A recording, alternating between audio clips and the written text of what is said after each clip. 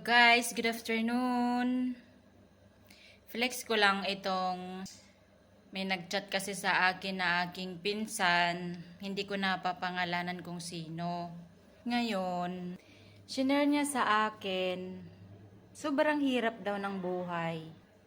Dahil hindi daw siya makapagtipid-tipid dahil nga sa sobrang liit ng sahod. Sumasahod lang siya 500 a day. Ayun na nga, sa 500 a day, papaano daw siya makakapag-ipon? Kulang na kulang daw sa gastusin ang 500 a day. Nakakaawa nga naman ang pinsan ko. Tips ko lang para makapag-ipon kayo. Friends, guys, hindi naman kailangan kakain kayo 3 beses sa isang araw kung gusto nyo makapag-ipon. Diyan sa probinsya, ang dami yung palay. Pwede naman kayong maggulay-gulay araw-araw. Alam ko naman ginto ang bilihin dyan sa probinsya. Nasa tao lang talaga yung pagtitipid. Pwede maggulay, minsan kung anong pwedeng ulamin dyan sa probinsya. Maraming libre dyan na gulay. Ang daming pagkain, malapit sa dagat. Diyos ko, ang dali-dali lang magtipid.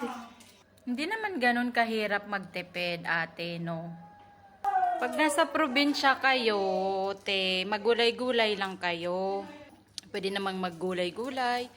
Pwede naman kayo every week lang kakain ng karne, bibili ng baboy, kung anong gusto nyong ulamin.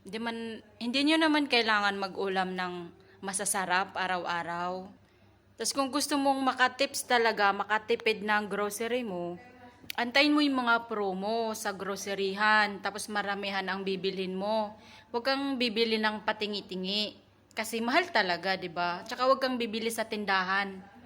Hindi sa sinisiraan ko yung tindahan, pero promise, may tubo kasi sa tindahan. Minsan 5 piso, 10 piso. Kung pupunta ka sa groceryhan, magkano lang naman ang pamasahe doon? Mag-grocery ka na pang 1 buwan.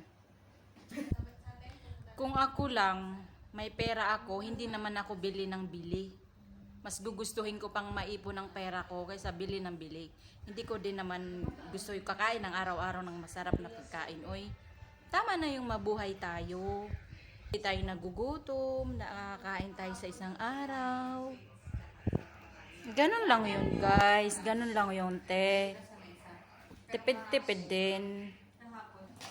Ang daming paraan para makapag-ipon.